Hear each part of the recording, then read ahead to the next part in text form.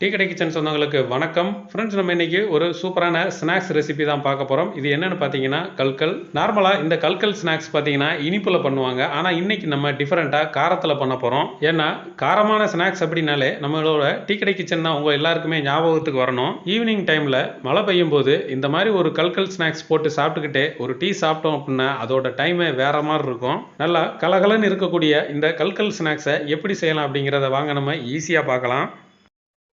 வணக்கம். நீங்கள் நம்ம டீ கடை கிச்சனில் வந்து ரவையை வச்சு ஒரு சூப்பரான ஒரு ஸ்நாக்ஸ் மொறுன்னு ஒரு ஸ்நாக்ஸ் செய்ய போகிறோம். அது எப்படின்னு பார்த்தீங்கன்னா இன்றைக்கி வந்து நம்ம மெஷர்மெண்ட் கப்பில் 1.5 கப் ரவை எடுத்துருக்கோம். 1.5 கப் ரவை நம்ம எப்பயும் போல் பாக்கெட்டில் கடையில் வாங்குற ரவை தான். இதை எடுத்து இந்த மாதிரி ஒரு மிக்சி ஜாரில் வந்து நம்ம ரவை எல்லாத்தையுமே சேர்த்து நல்லா ஒரு நைஸான பொடி மாதிரி நல்லா அரைச்சிடணும்.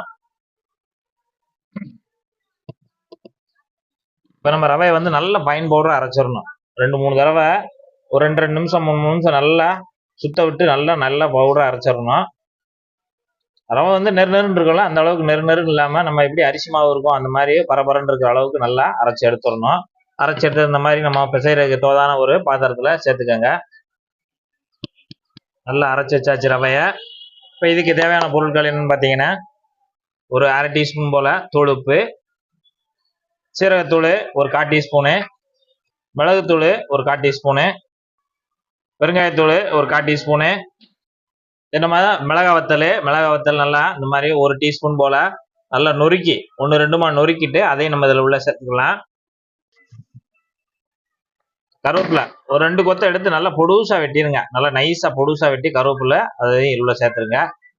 இப்போ ஒரு தடவை நல்லா எல்லாத்தையுமே போட்டு சேர்மான பொருட்கள்லாம் சேர்த்தாச்சு. இதை போட்டு நல்லா ஒரு தடவை கலந்து விட்டுருங்க.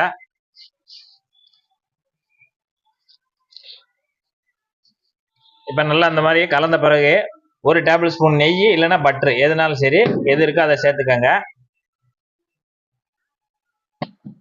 சேர்த்துட்டு இந்த மாவோட நல்லா பிசைஞ்சு கொடுத்துருங்க.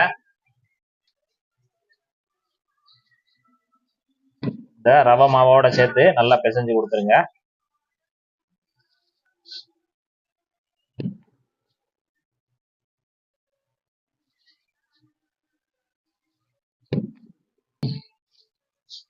இப்போ நல்லா எல்லாத்துலேயும் நெய் படுற மாதிரி கலந்து விட்டாச்சு. தண்ணி வந்து கொஞ்சம் கொஞ்சமாக தெளிச்சுக்கோங்க. கொஞ்சம் கொஞ்சமாக தெளிச்சுட்டு நல்லா ஒரு கெட்டியாக பிசைஞ்சுக்கிறோம்.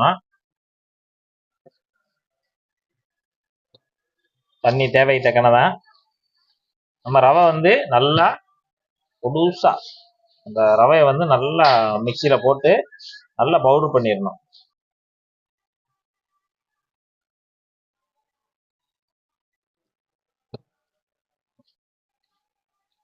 எல்லா மாவையும் சேர்த்து நல்லா இந்த மாதிரி பிசைஞ்சு கொடுத்துருங்க. இப்போ நம்ம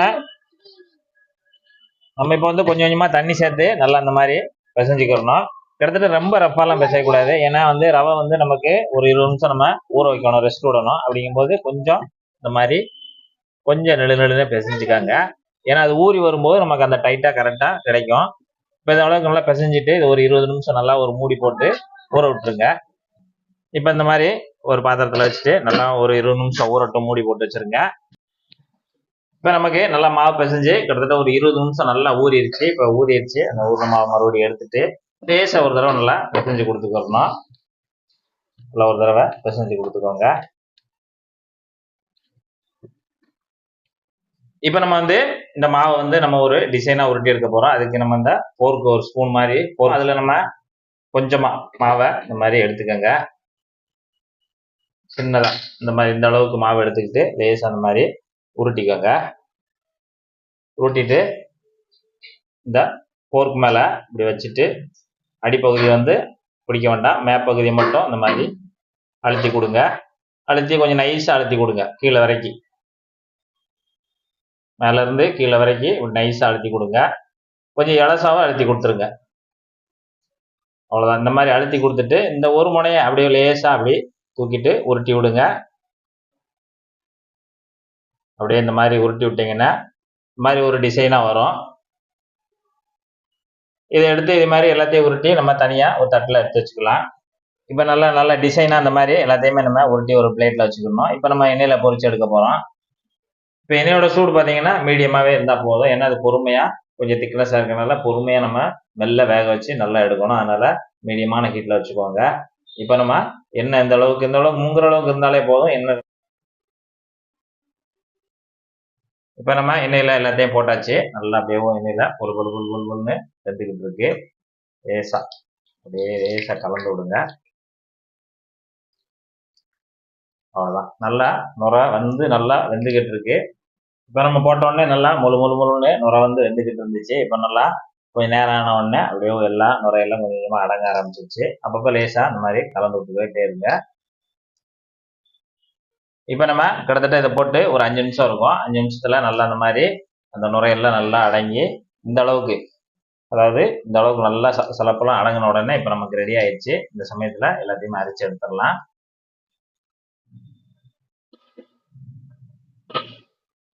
இப்போ நம்ம மீதம் இருக்கிறதையும் இந்த மாதிரி உருட்டி வச்சிருக்கக்கூடியதையும் மெதுவாக அந்த மாதிரி எண்ணெயில் போட்டு நல்லா பொறுமையாக பொரிச்சு எடுத்துக்கோங்க. இன்னைக்கு நம்ம டீ கிடைக்கல ஒரு ரவையை மட்டும் வச்சு ஒரு சூப்பரான ஒரு டிசைனான ஸ்நாக்ஸ் ரெசிபி தான் பண்ணிருக்கோம். நல்லா வீடியோ பார்த்து தெரிஞ்சிருப்பீங்க. நல்லா அருமையாக தயாராகிருக்கு. நல்லா பொறுன்னு நல்லா அந்த அளவுக்கு நல்லா அருமையாக ரெடி ஆயிருக்கு. பிள்ளைகளுக்கு கொடுக்கும்போது நல்லா அப்படி பார்க்கும்போது அவங்களுக்கு நல்லா சாப்பிடும் போது இருக்கும். அந்த அளவுக்கு நல்லா அருமையான ஒரு சும்மா ஒரு ரோல் பண்ணி அவ்வளோதான் நல்லா ரெடி ஆயிருக்கு.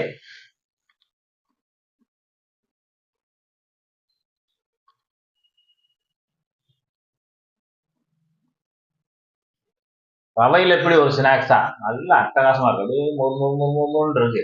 இது மாதிரி ஸ்நாக்ஸ் ரொம்ப ஈஸியா நம்ம வீட்டிலேயே ரெடி பண்ணிடலாம். அதே மாதிரி நீங்களும் ரெடி பண்ணி சாப்பிட்டு பார்த்துட்டு எப்படி வந்ததுன்ற கமெண்ட்ல சொல்லுங்க. நன்றி.